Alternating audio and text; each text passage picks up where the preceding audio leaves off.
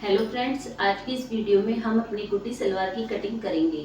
गुड्डी सलवार की कटिंग के लिए 2 मीटर फैब्रिक बहुत होता है, क्योंकि यह एक खड़ी सलवार है और इसमें घेर भी कम होता है, इसलिए ये 2 मीटर फैब्रिक में आसानी से बन जाती है। तो सबसे पहले हमें अपनी फैब्रिक को 4 फोल्ड कर लेना है। पहले हाफ फोल्ड करना है इस तरह से, फिर एक बार इस तरह से और फोल्ड कर लेना है। ये जो दोनों साइड हैं ये ओपन साइड है और ये वाली दोनों साइड जो है वो फोल्डेड साइड है। तो सबसे पहले हम निशान लगाएंगे अपने नीचे की मोरी का। तो नीचे से हम 2 इंच मार्जिन छोड़कर एक लाइन लगाएंगे। आपको ये जो नीचे मोरी वाला निशान लगाना है वो नीचे से ओपन वाली साइड से लगाना है, ताकि आपका जो भी फैब्रिक एक्स्ट्रा हो वो ऊपर की ओर बच जाए। तो नीचे से हम 2 इंच पर इस तरह से मार्किंग करेंगे। इसके बाद हमें लेनी है अपनी सलवार की लेंथ। तो मेरी सलवार की लेंथ 38 इंच रेडी है, तो मैं उसमें से 1 इंच माइनस करते हुए, या फिर आप 1 इंच टेप को इस तरह से ऊपर की ओर निकाल सकते हैं और अपनी सलवार की लेंथ 38 इंच पर मार्किंग कर सकते हैं। अगर आप 1 इंच ऐसे इंच टेप को नहीं निकालते तो माइनस करके यहाँ से 37 पर मार्किंग कीजिए, क्योंकि हमारी जो ऊपर है वो बेल्ट ऐड होगी, इसलिए हमने 1 इंच माइनस किया है। और इसे भी इस तरह से मिला लेंगे। इसके बाद हमें लेना है क्रोच एरिया। तो क्रोच एरिया निकालने के लिए आपका जितना हिप साइज है, यहाँ पर मेरा हिप साइज है 40, उसको मैं डिवाइड करूंगी 4 से, तो ये हो गया 10 इंच। इसमें प्लस करेंगे 2 इंच, तो 12 पर हम अपना क्रोच एरिया लेंगे। तो यहाँ से मैं 12 इंच पर एक निशान लगाऊंगी और क्रोच एरिया की जो चौड़ाई लेंगे हम वो लेंगे 2.5 इंच। अगर आपका साइज मीडियम या स्मॉल है तो आप 2 इंच पे निशान लगाइए, या लार्ज या एक्स्ट्रा लार्ज है तो आप 2.5 इंच ले सकते हैं। और इस तरह से एक बॉक्स बना लेंगे। अब इस बॉक्स के कॉर्नर से हमें 1.5 इंची का एक निशान तिरछा इस तरह से लगाना है और यहाँ पर हम अपने क्रोच को शेप देंगे। अब हम नीचे की ओर मोरी का निशान लगाएंगे। तो मैं मोरी रखूंगी 7 इंच, तो यहाँ से मैं 7 इंच पर एक निशान लगाऊंगी और 1.5 इंच एक्स्ट्रा मार्जिन। इसके बाद इस वाले निशान को हम यहाँ से मैच करेंगे, इस तरह से स्केल की हेल्प से इसे मिला देंगे।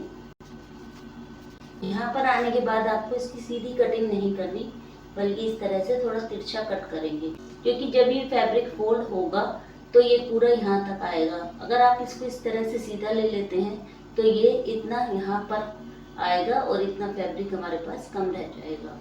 अब हमें यहाँ पर क्रोच पर बैक की ओर एक निशान और लगाना है। तो यहाँ पर हम बैक से 1.5 इंच एक्स्ट्रा लेंगे, जिस तरह से हम अपनी पैंट में लेते हैं, क्योंकि अगर हम ऐसा नहीं करेंगे तो हमारी जो सलवार है वो पोंचे पर से उठेगी। और इस वाली साइड से 1 इंच नीचे की ओर लेंगे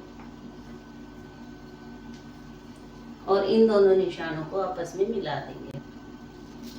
ये जो पार्ट बनेगा वो हमारी बैक का होगा और जो यहाँ से कटिंग होगी वो हमारी फ्रंट की होगी। तो चलिए करते हैं अब इसकी कटिंग। अब सबसे पहले हम यहाँ से अपनी सलवार की कटिंग करेंगे। अब यहाँ से इसको इस तरह से कट करेंगे। इसके बाद नीचे और इस तरह से यहाँ पर एक नॉच लगा लेंगे।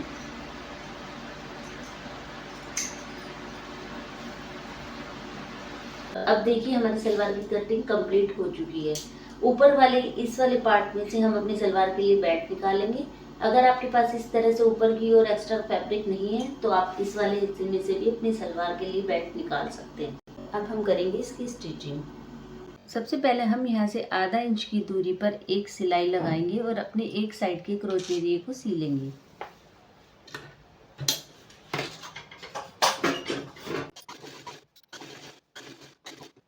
एक साइड से हमने अपने क्रोच एरिया की सिलाई कर ली है।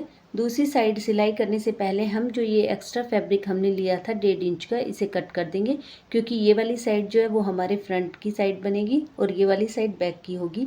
बैक की साइड हमारी 1.5 इंच एक्स्ट्रा है और फ्रंट की साइड को हमें 1.5 इंच कम करना है। तो सबसे पहले हम इस 1.5 इंच की कटिंग करेंगे, उसके बाद इस क्रोच एरिया को सिलेंगे। इस तरह से हमने अपने दोनों साइड के क्रोच एरिया को स्टिच कर लिया है।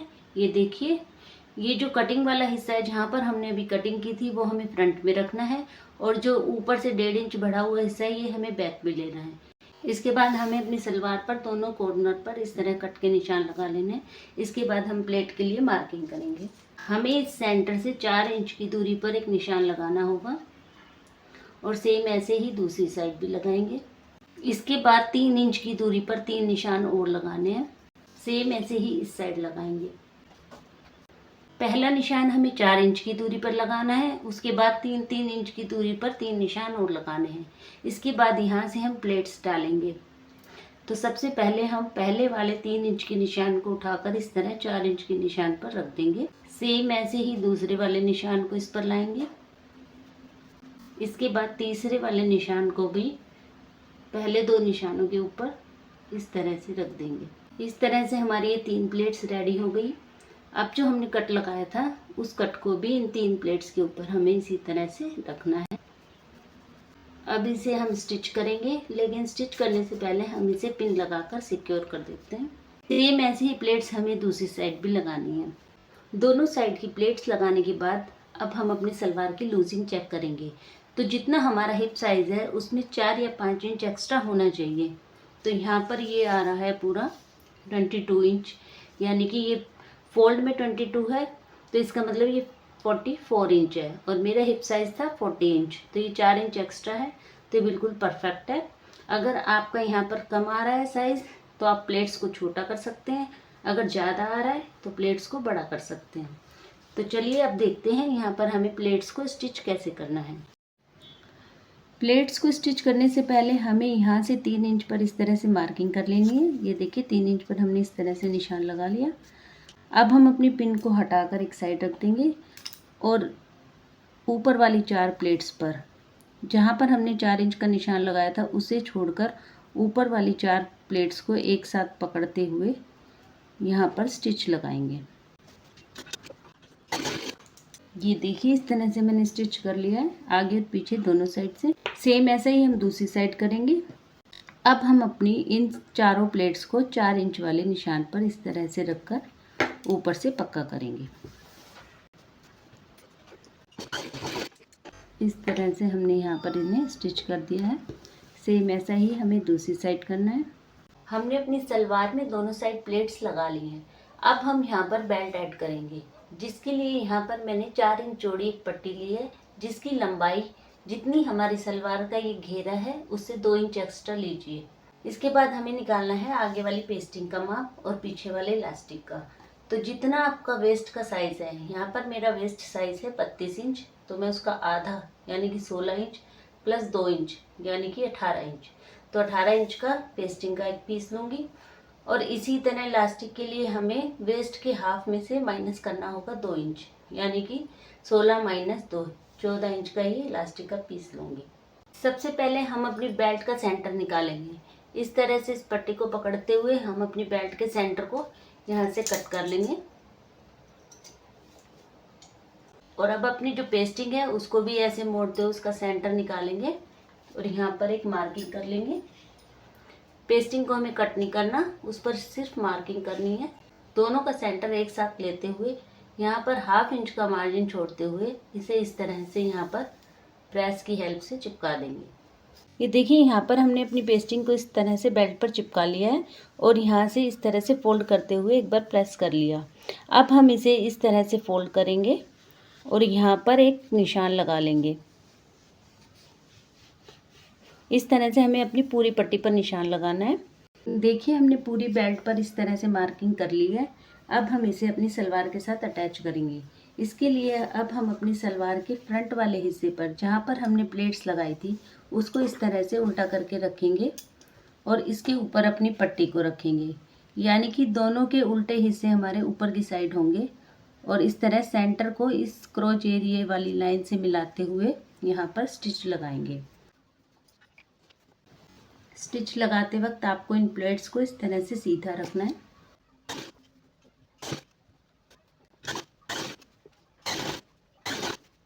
हम यहाँ से पूरी पट्टी को नहीं सिलेंगे बल्कि आधा इंच की दूरी पर इसे छोड़ देंगे। ये देखिए इस तरह से हम यहाँ से इसे छोड़ देंगे।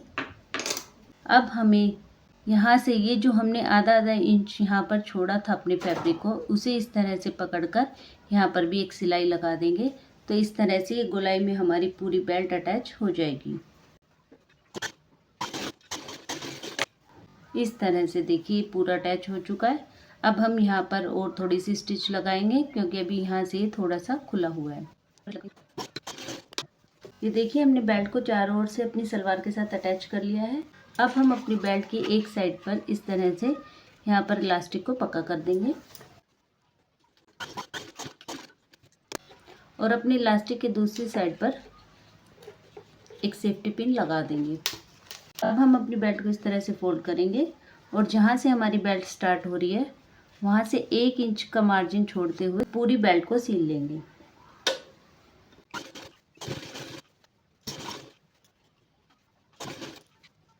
इस तरह स्टिच लगाते वक्त हमें ध्यान रखना है कि ये स्टिचिंग जो है वो हमारी इलास्टिक पर ना आए। इस तरह से हम अपना पूरा सर्कल कंप्लीट कर लेंगे। यहाँ से लगभग 1.5 इंच जितना ओपन छोड़ देंगे। अब जो हमने यहाँ पर पिन डाली थी अपने इलास्टिक में, उसकी हेल्प से इस तरह से इलास्टिक को जहाँ पर हमने खुला एरिया छोड़ा है वहाँ तक ले जाएंगे।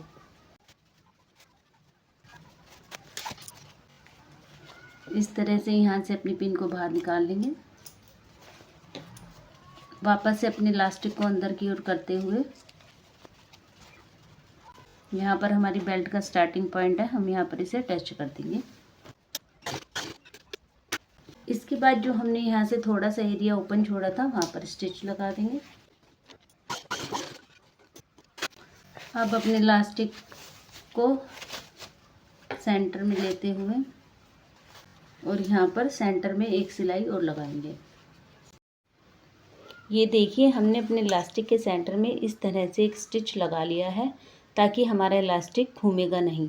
और इसी तरह से हमें फ्रंट में भी ऊपर की साइड एक स्टिच लगाना है ताकि जब हम अपनी सलवार को वॉश करें तो हमारी पेस्टिंग अगर अंदर से छूटती है तो वो यहाँ से मुड़ेगी नहीं। अब हमें नीचे पोंचे बनाने हैं, उसके लिए हमें दोनों कट को मिलाते हुए एक मार्किंग करनी होगी और इस मार्किंग के साथ इस तरह से अपनी पेस्टिंग को रखकर यहाँ पर प्रेस की हेल्प से इसे चिपका लेंगे। इस तरह से हमने अपनी पेस्टिंग को अटैच कर लिया है और एक्स्ट्रा फैब्रिक को ऊपर की ओर फोल्ड कर दिया। अब हम इसे एक बार और फोल्ड करेंगे और यहाँ पर स्टिच लगाते हुए अपने पोंचे का डिज़ाइन बनाएंगे। पोंचे बनाने के बाद अब हम यहाँ से अपनी मोरी का साइज़ लेंगे जो कि 7 इंच है, तो मैंने इस तरह से 7 इंच पर मार्किंग कर दी है। ये जो एक्स्ट्रा मार्जिन हमारा पोंचे के बाद है इसे धीरे धीरे कम करते हुए इस तरह से मार्किंग करेंगे और इसे ऊपर तक आसन तक हम सिर्फ आधा इंच तक ले आएंगे और इसी तरह से दूसरी साइड भी करेंगे और इसे यहाँ पर सील देंगे। इसके बाद हमारी सलवार रेडी हो जाएगी। मैं आपको इसका लुक दिखाऊंगी।